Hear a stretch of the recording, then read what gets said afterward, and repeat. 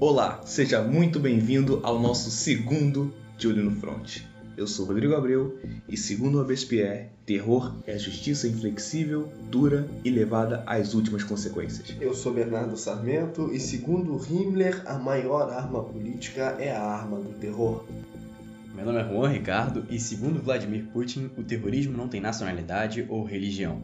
Estamos no ar e, se eu fosse você, eu ficaria de olho no front.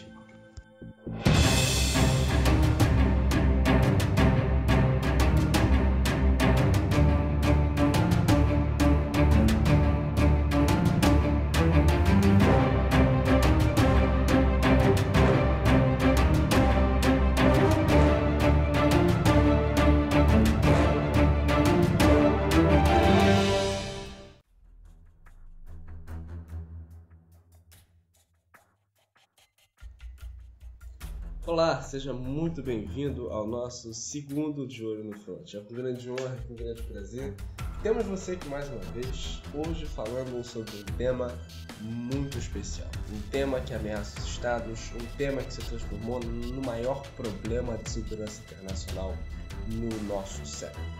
Terrorismo. Exatamente. Para ajudar a entender um pouco mais da temática do terrorismo, nós temos um convidado muito especial que vai entrar na segunda parte do programa, que vai ser uma entrevista com o professor Marcial Garcia Soares, ele que é um dos maiores especialistas em terrorismo, foi Research Fellow em 2007 e 2008 em Harvard pela John F. Kennedy School of Government e é professor de ciência política na UF. Bom, só para a gente ter uma noção do quanto esse tema é de extrema importância para o sistema internacional, nós temos alguns dados aqui. Em 2012, foram 7 mil atentados terroristas, ocasionando mais de 11 mil mortes. E dentre os países mais afetados, a gente pode citar aqui a Rússia, o Iraque, a Nigéria, o Afeganistão e o Paquistão. Exatamente. O terrorismo, que é um dos temas mais importantes na segurança internacional, um dos temas que mexe com a estrutura dos estados, estrutura política, claro, e faz com que essa temática seja cada vez mais importante na balança de poder. Bom, e é tão difícil definir o terrorismo, né, que nós temos até uma definição meio bizarra, que é a definição de Bin Laden sobre o terrorismo. Bin Laden ele divide o terrorismo em terrorismo positivo e terrorismo negativo. A definição do Bin Laden, ela está pautada justamente nesses pontos, de negativo e positivo, bom ou mal, né? Então, quando ele fala no terrorismo bom ou positivo, ele está tratando justamente daquele terrorismo que não ataca civis, mas ataca atores efetivamente combatentes, por exemplo, combatentes de guerra, pessoas que são específicas para aquele cenário. Agora, o terrorismo mal é aquele que ataca os não combatentes, atacam a população civil e acabam desviando dos seus alvos centrais, que é justamente o Estado. É curioso ver que essa definição é dada por Osama Bin Laden, o terrorista mais procurado do mundo durante pelo menos 10 anos. A participação dele nos atentados de 11 de setembro, que mudaram o paradigma do terrorismo, também vem trazer uma nova forma de análise do terrorismo. E isso é o mais curioso. O terrorismo talvez seja hoje o termo mais político do dicionário. Não existe definição conceitual clara, unânime na comunidade internacional para o terrorismo. O terrorismo é um aglomerado de conceitos que não necessariamente são verdadeiros. Geralmente são conceitos absolutamente voláteis e que mudam em relação ao Estado que se está perguntando ou ao Estado que está falando. Um Estado pode considerar uma coisa sobre o terrorismo, enquanto o outro pode considerar uma coisa completamente contrária. E dentro de um Estado você pode ter diversas definições diferentes sobre o terrorismo. Por exemplo, os Estados Unidos têm uma definição diferente em seu Departamento de Estado, no FBI e no Código Penal de Nova York. E algumas dessas definições criminalizam até os Estados Unidos e tipificam eles como terroristas, então é curioso até. No caso, o Departamento de Estado americano define o terrorismo como uso ilegítimo da força contra pessoas ou propriedades para intimidar ou coagir governos ou sociedades, muitas vezes com fins políticos, religiosos ou ideológicos. E a gente se pergunta até que ponto a intervenção dos Estados Unidos em outros países não se caracteriza justamente como um uso ilegítimo da força com viés político. O FBI vai dizer, por exemplo, que essa ação tem que ter um fim político ou social apenas, retirando o ideológico e religioso do Departamento de Estado. E o direito penal de Nova York ele acrescenta mais a maneira como isso é feito, por via de assassinato, homicídio ou sequestro. E é curioso esse tema de legitimidade. Na verdade, a legitimidade é a única coisa que garante o terrorismo como terrorismo e a única coisa que legitima o terrorismo como uma luta política ou como uma violência legítima. Weber diz que os estados têm o monopólio da violência, os estados têm o uso legítimo da força como uma coisa que garante a eles serem estados. Se há um grupo terrorista ou se há qualquer organização que tente amedrontar a população a partir do uso ilegítimo da força, isto é, a partir de um uso que não seja estatal, os estados tendem quase que em 100% das conceituações a definir aquela ação como uma ação terrorista. Se esta organização não é o estado, isto é terrorismo. E aí a gente entra num outro paradigma do terrorismo de estado. Os estados também podem fazer terrorismo. O terrorismo de estado é justamente quando o estado se utiliza do terror para manter a coerção dos seus cidadãos. E se tratando de coerção, a gente tem Charles Tilly, que é um dos autores que trata essa questão do estudo de estado e tal, e ele vai tratar justamente dessa questão da coerção como um fator de estrutura do estado, como um fator estruturante do estado. E aí a coerção junto com o capital formam esses dois pilares essenciais que vão fazer com que o Estado perpetue o seu poder de soberania. Essa coisa de rompimento de coerção, por exemplo, pode ser tipificada no direito penal inglês, que define terrorismo como uma ação ou omissão quando o uso da ameaça é feito com propósitos políticos, religiosos ou ideológicos, ou incluindo séria violência às pessoas, à saúde, à segurança. Já o direito penal francês define o terrorismo como alguma coisa que tente perturbar a ordem pública por intimidação ou pelo próprio terror, criando medo. E aí você tem um problema, né? Tipo, o que exatamente é perturbação de ordem pública por intimidação ou terror? Não tem uma definição certa. Extremamente vago. A conceituação do terrorismo, ela esbarra nesses conceitos subjetivos, né? E é extremamente difícil da gente traçar uma verdadeira definição para isso. Por exemplo, a Índia, ela pressupõe que o terrorismo é algo que vai ameaçar a integridade, a unidade, qualquer ato, né? Que vai ameaçar a integridade, a unidade e a segurança da soberania da Índia através do medo na mente da população. E também com a utilização de objetos inflamáveis, substâncias tóxicas e, enfim, que causem algum distúrbio à ordem pública. E até substâncias químicas. Exatamente. O direito penal espanhol, por exemplo, ele vai muito mais além. Ele vai definir como terrorismo o ato de colaborar e atuar a serviço de uma organização terrorista também. Aí você pega para aquela discussão, que tipo de colaboração pode ser considerada como terrorismo? Será que é comprar um pãozinho pro terrorista? Será que é vender arma para esse terrorista? Não está expresso. E o que é terrorista? É subjetivo demais. A gente não tem a definição da organização nem da colaboração. É tipo, você está colaborando porque eu estou rotulando você como colaborador. E isso é extremamente relativo. Bom, a partir dessa definição, a gente foi procurar uma definição mais, de certa forma, reconhecida pelo sistema internacional, que é da ONU, e a gente se deparou com a surpresa de também ser, de certa forma, muito abrangente e pouco contundente em termos de achar uma definição coesa e que se caracterize para todas as diferentes perspectivas de terrorismo. Enfim, a ONU diz mais ou menos assim: terrorismo, o ato de terrorismo é dano à propriedade, lugares ou sistemas que resultem nas perdas econômicas e tenham um cunho de intimidar a população a obrigar o governo ou uma organização internacional a praticar ou abster-se de praticar qualquer ato. Então, Juan, repete pra gente mais ou menos essa definição. Não, é basicamente essa questão da abrangência. Da ONU está considerando todo mundo como terrorista, de certa forma. Porque qualquer dano à propriedade, ao sistema, que vá de encontro ao Estado de alguma forma interpretado por ele mesmo, é resultado de algum ato terrorista. Então, para a ONU, isso é muito abrangente. Então, uma manifestação onde o Estado seja obrigado a chamar a polícia para intervir seria considerado terrorismo, né? Por essa definição. Sim.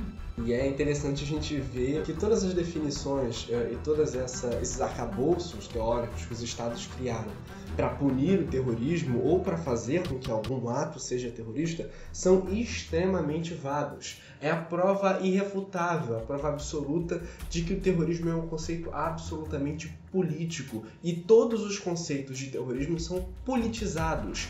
Os Estados e as organizações internacionais interferem nesse conceito, moldam esse conceito para que seus inimigos sejam taxados como terroristas. foi o que a gente falou no começo.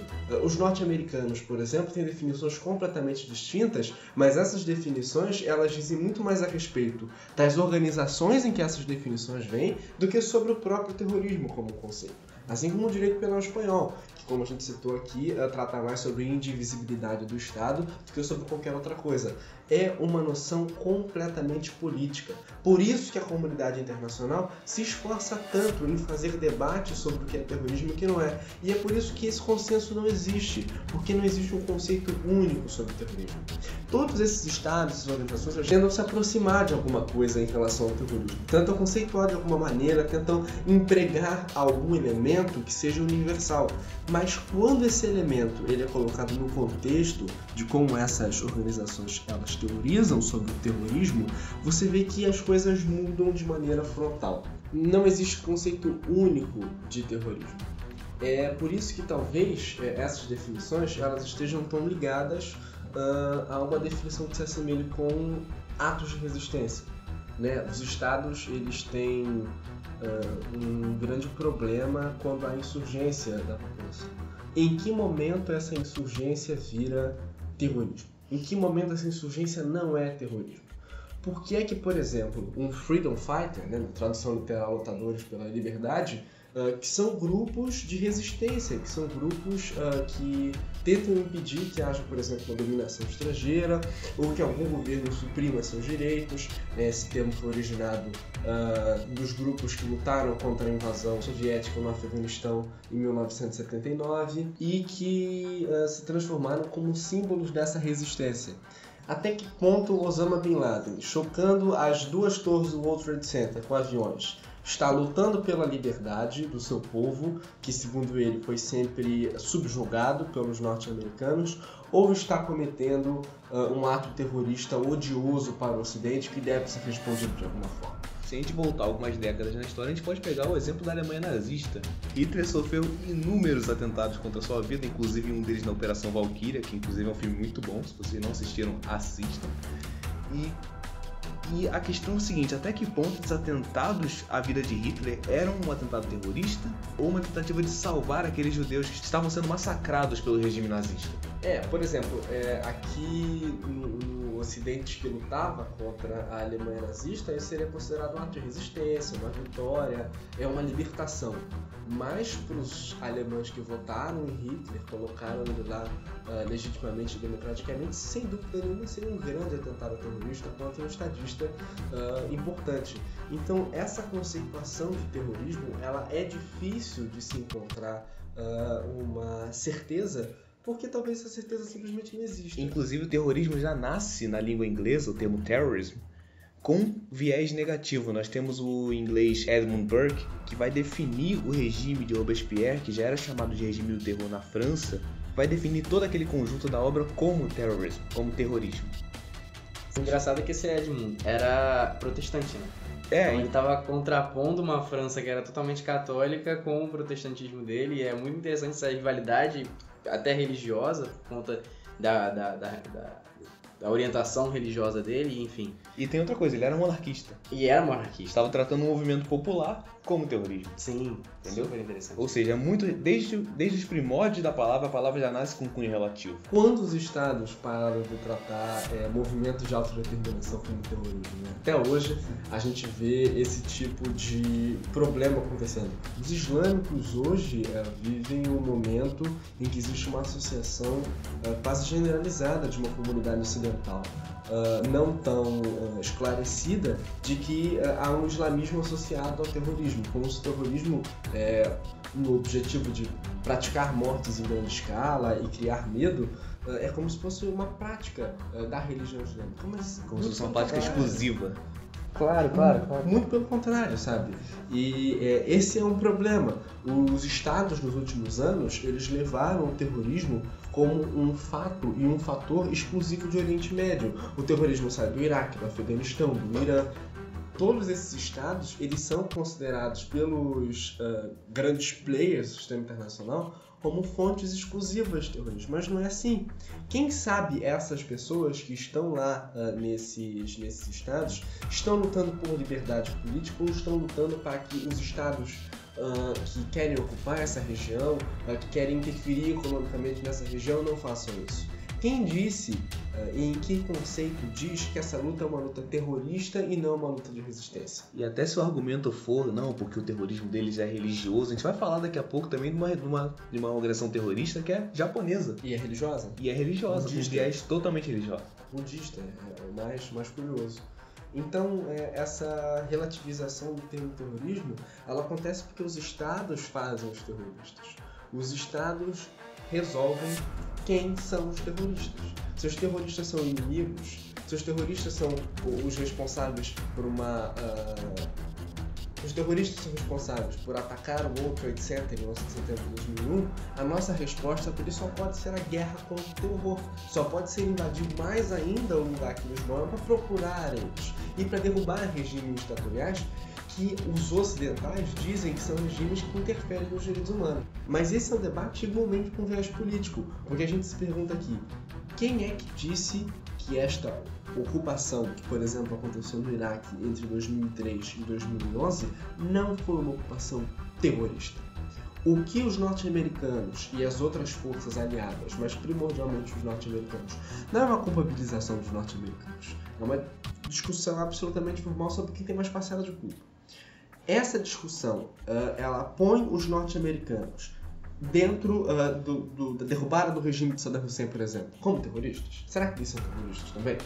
Será que as definições de terrorismo norte-americanas não põem o Estado norte-americano em outros países como terrorista? É por isso que essa definição é tão difícil de ser feita, porque ela é absolutamente política, ela tem um viés exclusivo de alteração e modelação dos Estados. Essa questão do Ocidente culpabilizando o Oriente, principalmente os islâmicos, fica só uma guerra de rotulação, né?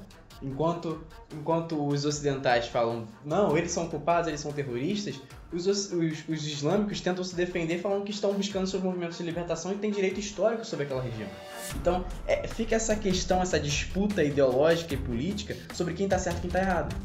E aí a gente entra nessa questão real de que, será que eu sou terrorista? Será que terrorismo realmente existe? Essa rotulação é verdadeiramente correta de se dizer? Talvez seja por isso que esses grupos terroristas, às vezes, eles se rotulam de maneira... Talvez seja por isso que esses grupos, eles talvez se rotulem de maneira... Talvez seja por isso que a rotulação desses grupos ela esteja mais relacionada à insurgência, libertação, né? Eles usam esses nomes. Exército de libertação, insurgentes, resistência. É uma coisa mais que tem a ver em combater um domínio de subjugação, uma coisa maior, em fazer com que essa subjugação ela não aconteça, que haja uma libertação ou uma resistência contra isso. E é exatamente nesse pensamento que o Yasser Arafat, né, o antigo líder da Organização pela Libertação da Palestina, justamente libertação da Palestina, ele vai dizer que a diferença entre o revolucionário e o terrorista está justamente na causa pela qual eles lutam. Para o Arafat, lutar pela liberdade da sua terra, lutar por alguma causa, não pode classificar alguém como terrorista. É exatamente a questão dos terroristas para algum, soldado da liberdade para outros, né? Anna, one man's terrorist is another man's freedom fighter. You are totally wrong in saying that in most people's eyes, Hezbollah are terrorists. In most people's eyes, Israel is a terrorist state.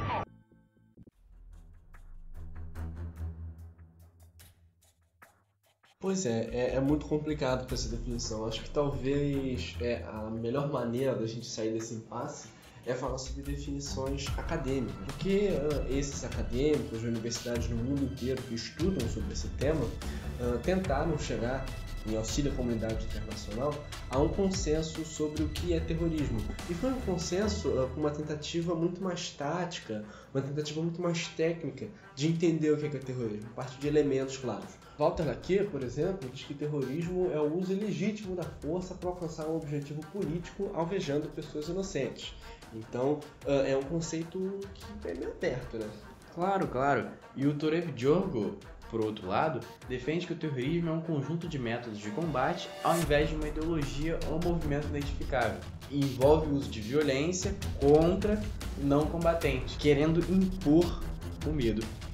Tem também a definição de Schmitt. Schmitt tem um trabalho muito grande acerca do terrorismo. Ele vai dizer que o terrorismo é uma ação violenta repetida por motivos criminais e políticos, cujos alvos não são exatamente os principais alvos, ou seja, o alvo direto do terrorismo não é o alvo principal. A população que sofre com o terrorismo não é o alvo, e sim o Estado.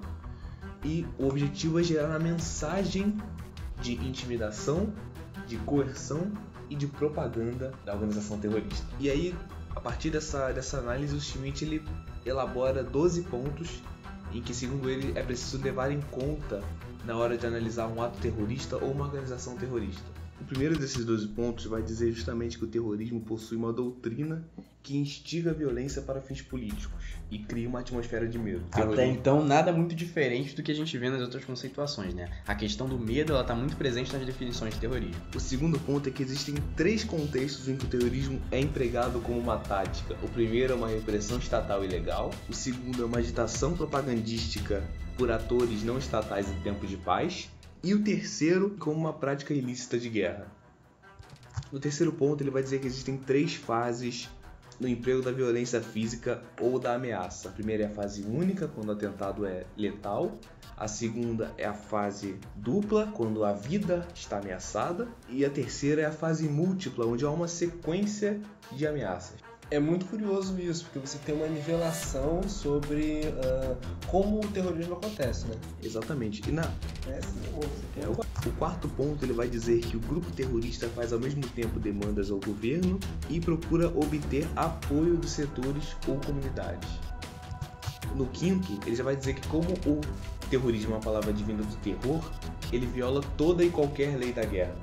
No sexto e no sétimo, ele vai dizer que as vítimas geralmente são atores não combatentes e que elas não são o alvo final.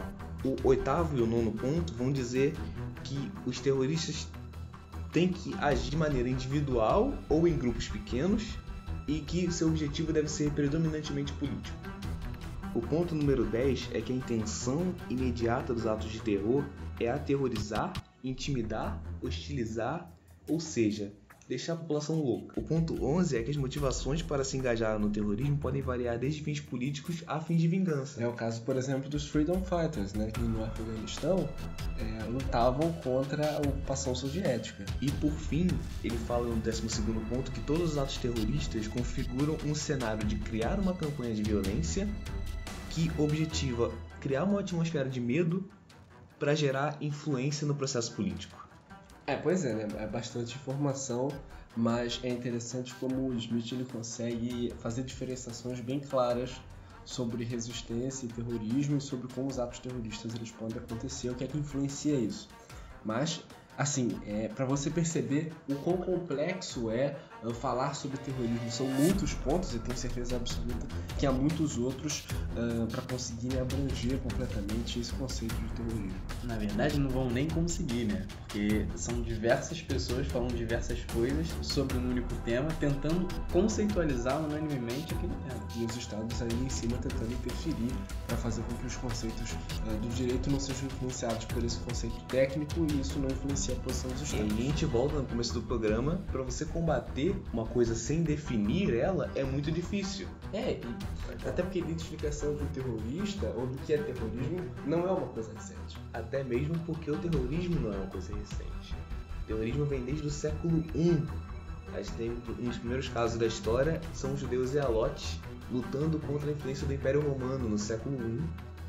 E o outro exemplo que a gente tem na história é que no século XI você tinha terroristas, entre aspas, que eram os Hashashin, ou comedores de haxixe.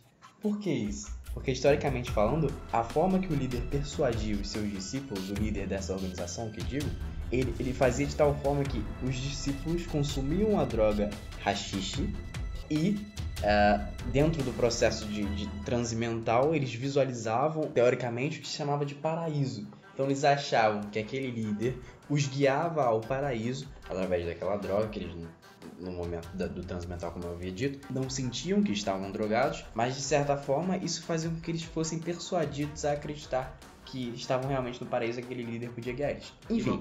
E uma coisa importante, curiosa na verdade, é que a palavra assassino deriva justamente desse nome Hashashin. Exatamente. E o viés que eles tomavam era um viés completamente diferente. Eles não matavam civis, por exemplo. Eles matavam só autoridades políticas, só pessoas em cargos políticos expressivos, porque a forma deles mostrarem seus ideais era através desse assassinato de pessoas em cargos políticos expressivos. Será que isso era terrorismo? Não sei. Fica a cargo da interpretação de cada um, de cada ator político.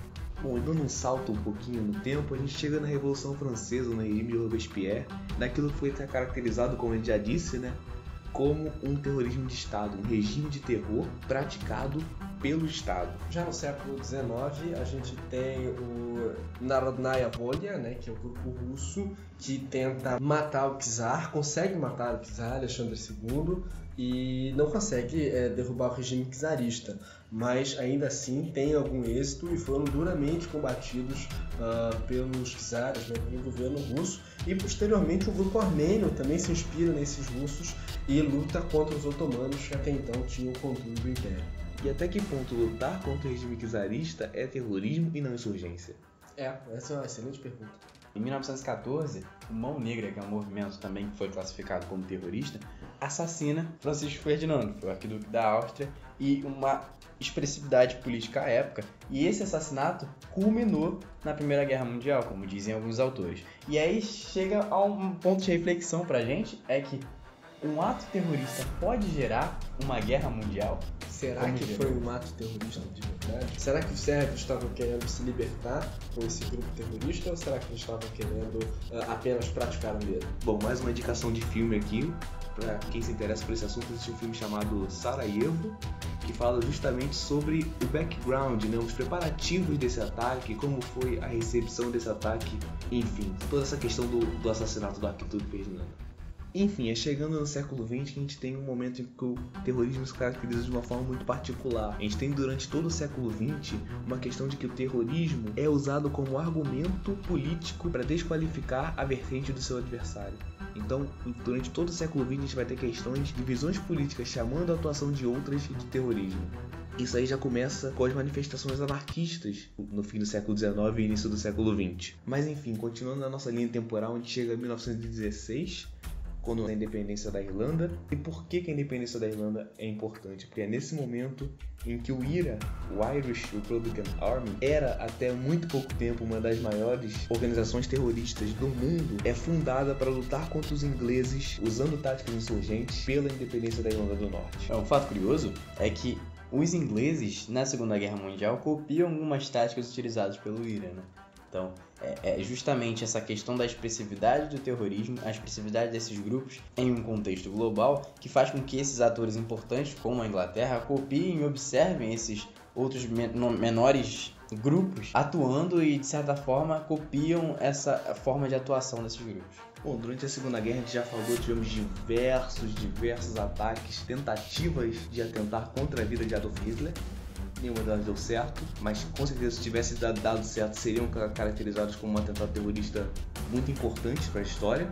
Assim, é engraçado que a gente vê líderes mundiais, que são considerados mártires da história, acusados de terrorismo.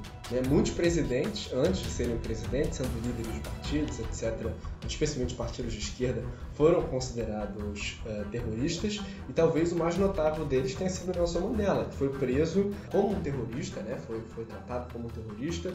Na liderança do partido dele, a ANC, ele, enfim, utilizou estratégias de violência inúmeras vezes. Em 1962 ele faz um discurso afirmando por que ele usava essas estratégias de violência.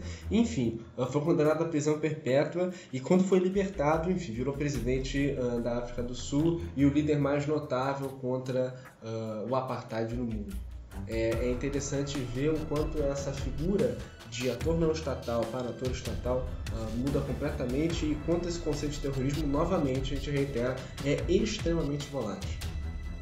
Interessante também ressaltar que a conceituação do terrorismo, agora a gente está mostrando num aspecto fora do mundo islâmico, a gente percebe essa questão, né? O terrorismo está incutido não só no islamismo, mas em todas as parcelas do mundo. A partir da década de 70 a gente tem uma tendência no mundo justamente de nomear movimentos revolucionários de esquerda como organizações terroristas. E é curioso, é um mundo extremamente polarizado, um mundo de Guerra Fria, em que os países ocidentais tinham que ter alguma maneira de condenar esses grupos de resistência de esquerda, esses grupos pró-troca de sistema econômico, de sistema governamental, e a maneira que se encontrava era essa, né? Assim como foi com Mandela, isso aconteceu quase que em todos os países. No Brasil, o governo da ditadura civil-militar foi um dos entes que nomeou grupos de guerrilha como terroristas, como práticas terroristas, aquilo que eles faziam, e evidentemente lamentava-se a pena e também a percepção da audiência que estava escutando que aqueles grupos eram terroristas como uma coisa ainda mais negativa. Ou seja, na cabeça dos estados, aquilo que não atende aos meus interesses é vilificado e é criminalizado.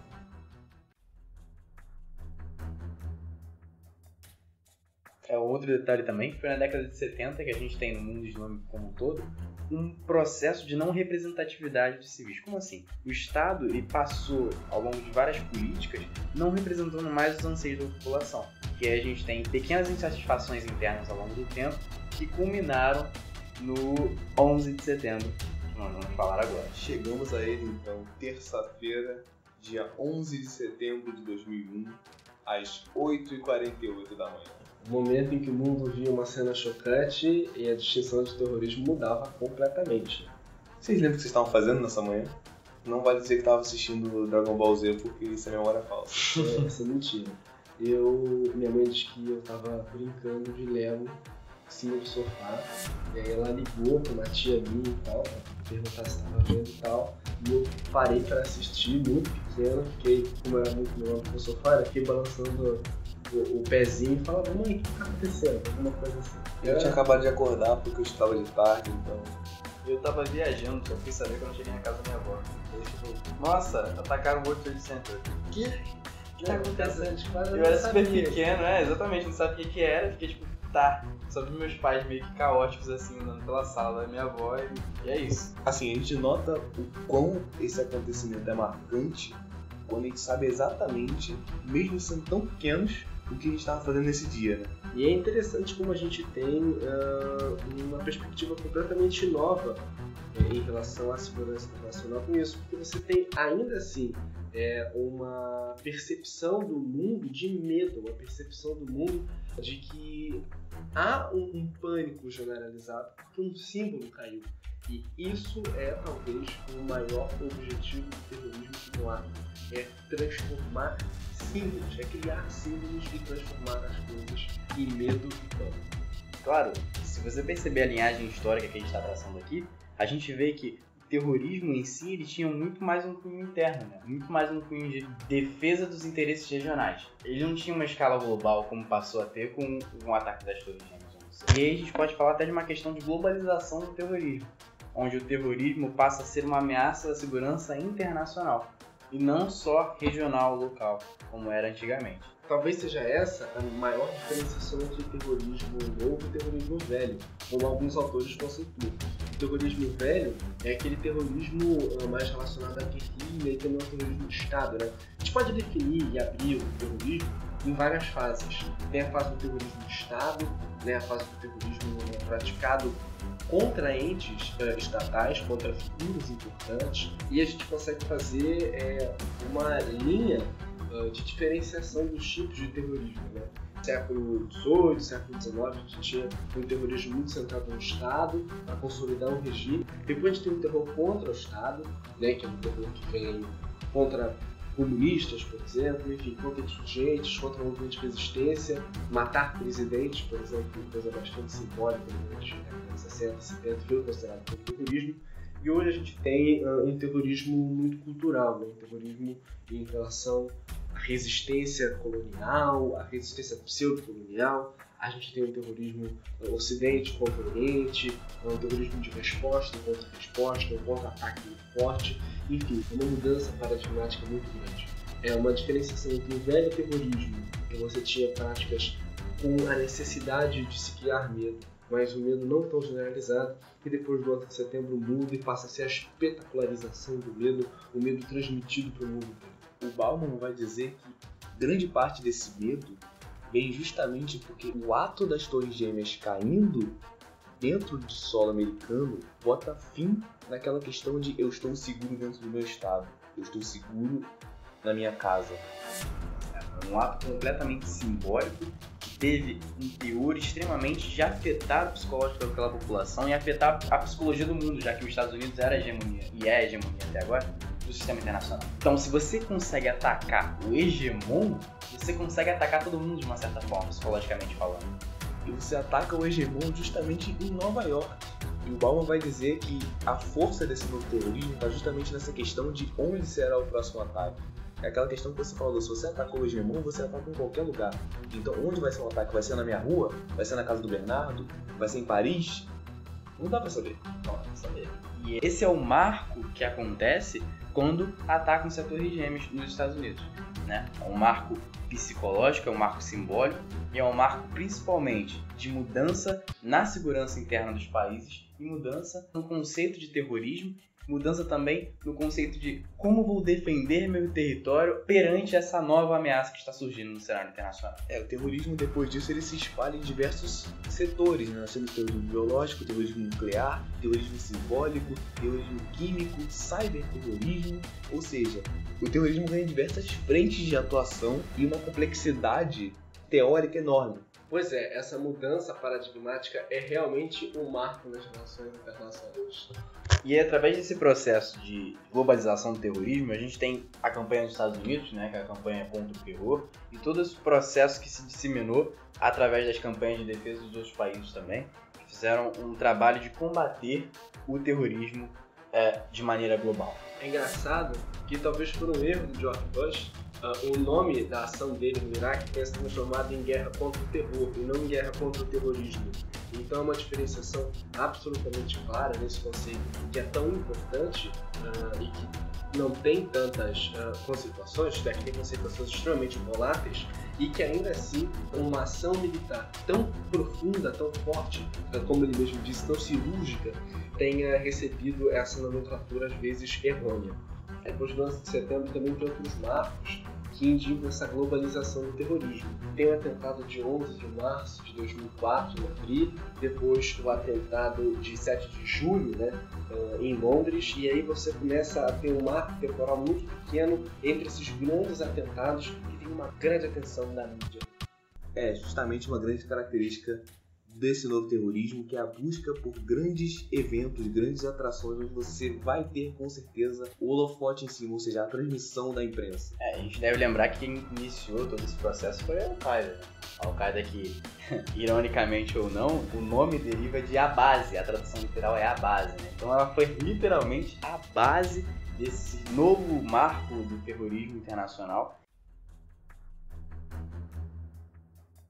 Então a Al-Qaeda, ela começou essa mediatização desse processo de terrorismo, mas antes da Al-Qaeda muitas outras organizações vieram e com tipificações diferentes, né, com objetivos diferentes, com táticas diferentes, trazendo resistências diferentes e trazendo ideários diferentes. E talvez nesse período antes de Al-Qaeda, a organização mais relevante tenha sido o Fatah, né, que é uma organização palestina, que Yasser Arafat, que foi citado agora há pouco, era um dos líderes do Fatah e que empregou durante muito tempo para a libertação da Palestina esses métodos violentos não ortodoxos para que a Palestina não fosse suprimida totalmente pelo Estado de Israel. Setembro Negro, aquela organização que em 72 invadiu um hotel em Munique, onde aconteciam as Olimpíadas, e sequestrou atletas israelenses, foi uma organização que nasceu do Fatah.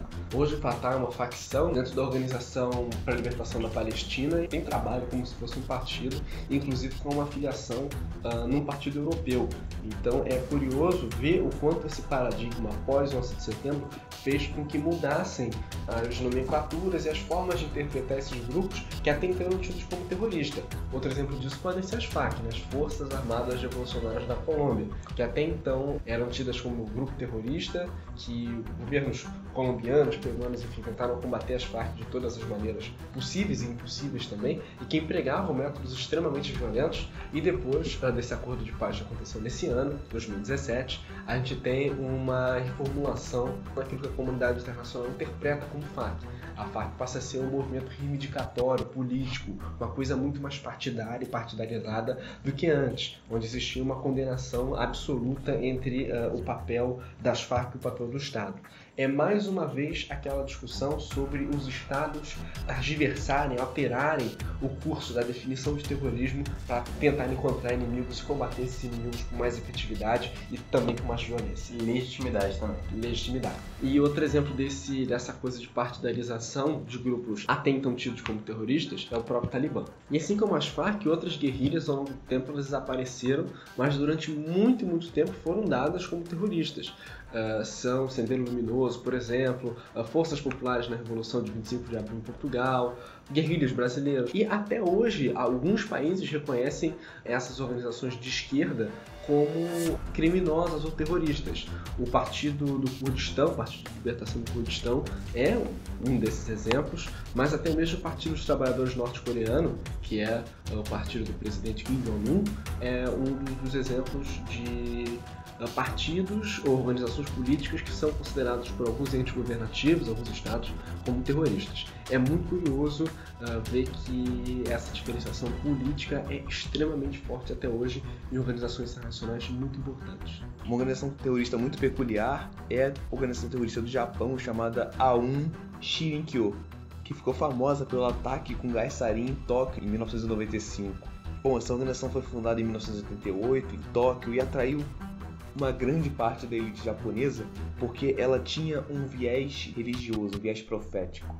E é a partir de 1989 que você tem uma grande intensificação, principalmente na figura do líder dessa organização, que começa com um discurso catastrófico do fim do mundo e que eles eram a verdadeira salvação do mundo, e que culmina em 1995 com um ataque a gás sarin dentro do metrô de Tóquio com reivindicações totalmente religiosas. Então, essa questão do Shirokyo, ele deixa claro pra gente que a questão da religiosidade não é um fator determinante só dos islâmicos para poder ser categorizado como terrorista, não é mesmo?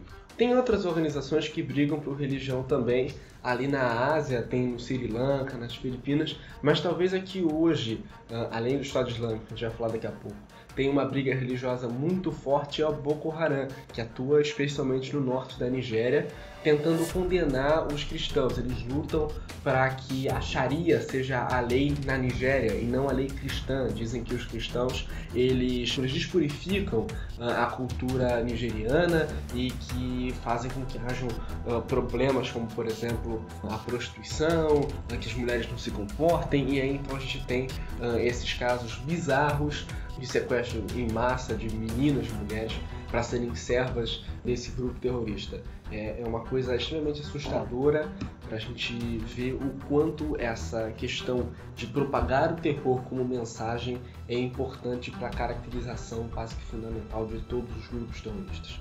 Nós temos também o Estado Islâmico, ou o auto-intitulado Estado Islâmico, também conhecido como Daesh, como ISIS, enfim, diversas nomenclaturas. Ele é um grupo sunita, foi criado em 2004, a partir de um braço da Al-Qaeda. Eles foram considerados pela Al-Qaeda como muito radicais para os padrões da Al-Qaeda, por isso foram desassociados. Enfim, eles ganharam muita expressividade, principalmente em 2012, 2013, quando eles conseguiram o controle de poços de petróleo no Iraque, que contribuíram muito para o seu financiamento, além da questão do financiamento vindo também da Arábia Saudita, que o professor Marcial vai falar muito mais para a gente daqui a pouquinho na nossa segunda parte do nosso programa, e que conseguiu um avanço muito rápido, principalmente devido à instabilidade que passava o Iraque naquele momento e na guerra civil da Síria que estava acontecendo ali do lado. Então, tanto o grande financiamento quanto a questão da instabilidade da região foram os primórdios, foram os principais motivos para eles conseguirem essa expansão tão rápida e tão expressiva dentro da região. Eles foram importantes ali por usarem a internet como meio de recrutamento,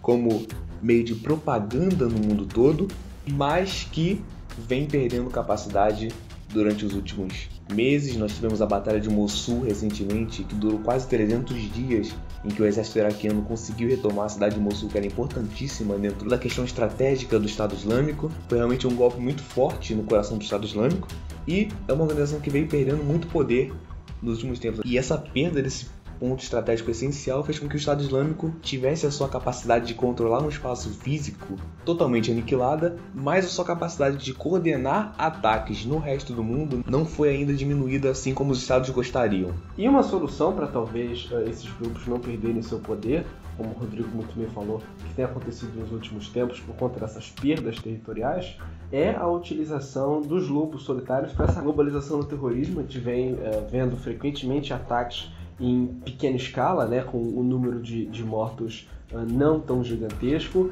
em que uma única pessoa consegue produzir esse efeito de medo, de terror da população a partir de indicação do próprio ISIS, né? Existe até um questionamento da comunidade internacional se o ISIS não tem reivindicado todo e qualquer atentado terrorista, mas é cada vez mais frequente que a gente tem em países que são frequentes alvos de terrorismo, como na França, como nos Estados Unidos, como na Inglaterra, a presença desses pequenos terrorismos, né? Um terrorismo de baixo custo, se é que pode dizer assim, como o professor Marcial logo vai trazer. Não deixe de escutar a nossa entrevista daqui a pouco. A gente tem uma pessoa só colocando artefatos dentro de um caminhão, colocando na frente num lugar de grande circulação e aí produzindo esse efeito de medo muito grande.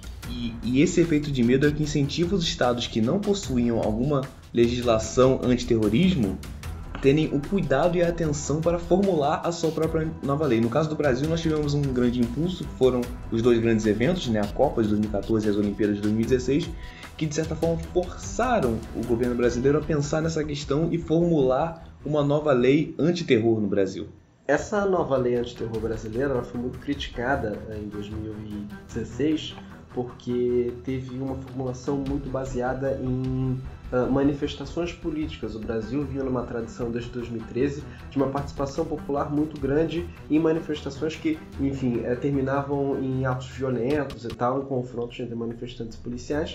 E o governo federal e o legislativo também, para que isso evitasse de se acontecer durante esses grandes eventos, isto é, quando o Brasil tivesse a percepção internacional e também quando essa percepção internacional ela pudesse trazer entes terroristas para propagarem esse medo a partir do nosso país, essa legislação foi promulgada. É uma lei que fala sobre usar ou ameaçar usar, transportar, guardar, portar ou trazer consigo gases tóxicos, venenos, conteúdos biológicos, químicos, nucleares, enfim, coisas que podem causar destruição em massa, sabotar funcionamento de instituições, de sistemas e atentar contra a vida e a integridade física de pessoas. E a gente remete aos atentados dos lobos solitários, por exemplo. Essa lei teve 2 vetos. Um diz respeito sobre incendiar, depredar, saquear, destruir ou explodir meios de transporte, qualquer bem público ou qualquer bem privado, e também sobre interferir, sabotar ou danificar sistemas de informática ou bancos de dados em geral. Esses 2 artigos foram vetados. E aí, se você destrincha e compara a nossa lei de terror com outras definições ao redor do mundo, você vai ver que nada mais é do que um Ctrl-C, Ctrl-V, um copia e cola da lei que é aplicada em outro país aqui no Brasil. Então, até que ponto uma lei que funciona em outro país consegue ter o mesmo tipo de funcionalidade aqui no Brasil? E é curioso ver como essa lei se compõe, né? Porque é uma lei que pode ser extremamente usada para alguma coisa, por exemplo, no caso das manifestações civis, como a gente falou, e que pode ser plenamente usada para outros grandes problemas, como, por exemplo, explosões que matem uma quantidade significativa de pessoas. É bastante interessante ver o quanto essa lei foi usada duplamente para poder, ao mesmo tempo, enquadrar numa lei de terrorismo, já que esse veto foi dado em 2016. Numa lei de terrorismo, manifestações civis ou grandes terroristas internacionais fazendo explosões. Enfim, o professor Marcial vai falar um pouquinho mais pra gente sobre essa lei de terror na nossa segunda parte do programa, que estamos chegando nela. Na segunda parte do programa, a gente vai estar tratando exatamente dessas questões com o professor Marcial Garcia Soares, que vai tratar justamente dessas minúcias sobre o terrorismo de uma forma muito mais bem embasada pelo especialista que ele é. Se você continuava ouvindo o nosso programa e ficaria de olho no front. Vamos para a parte 2. Our war on terror begins with Al-Qaeda. But it does not end there. It will not end until every terrorist group of global reach has been found, stopped, and defeated.